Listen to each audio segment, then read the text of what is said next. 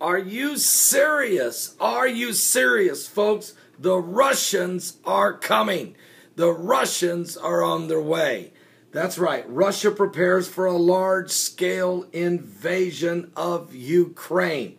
Battle-ready forces of infantry, armor, artillery, and air defense.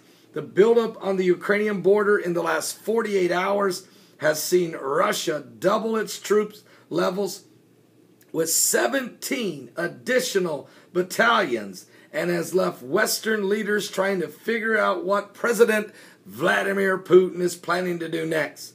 Now, on Tuesday, August the 5th, 2014, the Russian president called for an emergency meeting of the United Nations Security Council to resolve the humanitarian crisis in Ukraine that has reportedly left tens of thousands of people displaced because of fighting over the last several months. A move that some in the West see as a prelude to the Russian invasion of Ukraine. We are convening and we are converging on an emergency meeting of the United Nations Security Council on the humanitarian situation in Ukraine, said Russian ambassador to the UN, Begley. Now, earlier Tuesday, August the 5th, 2014, the Russian foreign minister said the United Nations and the International Committee of the Red Cross expressed readiness to discuss its plan to deploy a humanitarian mission to Ukraine, which some consider to be a pretext for an invasion by Russian forces. Now, Russia has significantly built up its troop presence along the Ukrainian border in recent weeks, according to the United States officials, making it ready for a potential large-scale invasion of southeastern Ukraine if Russian President Vladimir Putin so chooses. According to a report in the New York Times, Russia has nearly doubled its troop presence along the border, adding, again, 17 battalions, 19,000 to 21,000 troops, who now compose a battle-ready force of infantry, armored artillery, air defense within a few miles of the Ukrainian border. The White House has openly worried about what would be, for all intents and purposes, an invasion under the guise of peacekeeping operation. Quote, "We've seen a significant rebuild-up of Russian forces along the border, potentially positioning Russia for a so-called humanitarian or peacekeeping intervention in Ukraine," according to Deputy National Security Advisor Tony Blinken. Quote, "That's a very real option," a senior Defense Department official told the Times. "And should Putin decide, he could do that with little or no notice. We just don't know what he is thinking." Well, let me tell you something. Mike from around the world, who was on our broadcast last Friday, again reiterated that Putin will take Ukraine. He said, "I know there's people saying he's going to back off. Things are going to cool down after the shooting down of the Malaysian flight 5017 over eastern Ukraine, and that it was no doubt Russia was involved in the gunning down of that plane. It wasn't maybe intentionally done by Putin, but certainly the pro-Russian separatists shot it down and then really created a fiasco in the removing of the remains and allowing inspectors into the site. All of that was a slight delay. It means nothing. What Putin has done is let the pro-Russian separatists soften up the Ukrainians. He's winning this war. Russia's going to win this war on Ukraine through attrition. He sees that the allied forces of NATO, the European Union, or the United States of America are not going to come to the Ukrainians' aid.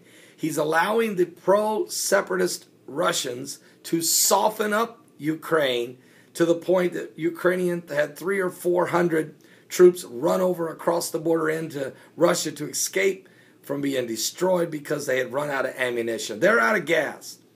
And now Putin is going to use the excuse that it's a humanitarian crisis, and he's coming to save the day. And he'll meet little resistance in eastern Ukraine, since 80% or so of that area speaks Russian, maybe 70% in that area. And he will extend this a little further. He will not leave when he goes in. He will take East Ukraine first, just like he did Crimea. And there will be a battle. He'll win it. And then after he gets settled in and positioned and brings in supplies and brings security to that region, then he will push toward Kiev to take the rest of Ukraine. And that's what Mike from around the world has been saying would happen. And now it appears that he is on the money. And as information does leak from our national defense areas, we continue to tap in with our contacts, including the Hagmans and others who have contacts within the Pentagon and Department of Homeland Security, and others that are keeping a watchful eye on what's taking place around the world. The Russians are coming because Magog has to reestablish its territory. And in Ezekiel 38, Magog was primarily Russia. That included Gomer, which was also part of Russia, and Meshech and Tubal. And of course, that means it would be Russia, it would be Crimea, all of Crimea, eastern Ukraine, Latvia, Lithuania, Estonia, part of Georgia, would all be a part of the ancient empire of course, the Magog territory, which would be a part of this invasion or attack on Israel. It would be Magog, which is Russia. It would be Togarmah, which is Turkey. It would be Ethiopia, which includes Sudan. And it would be Libya, which has a bunch of radical Islamists now taking over that nation since Muammar Gaddafi's gone. It's getting real ugly over there. And it would include Persia, which of course is Iran. So it's coming together. Ezekiel 38 is coming together. The preparations for the great battle of Gog and Magog, which will happen a little later, but the preparations are already in play in the end time. Apocalyptic hour. Something biblical's going on with the signs of the second coming of Christ. And yes, we're on the edge of eternity, folks. We're on the brink of the beast. In my book, Mark of the Beast, RFID, it is Russia that leads the New World Order into power. And it is China that participates in a major way with Russia. And it's the radical Islamists that also join in this consortium to make a world power called the Beast, with an Antichrist and a false prophet. Now, if you want to get my book, Mark of the Beast, RFID, and its sequel, Jerusalem Jihad, both those books are available at my website, and only at my website. It's the only place you'll find them, at www.paulbegleyprophecy.com. That's www.paulbegleyprophecy.com. God bless. I'll talk at you in a moment. Keep praying one for another. Keep looking up, for our redemption is drawing nigh.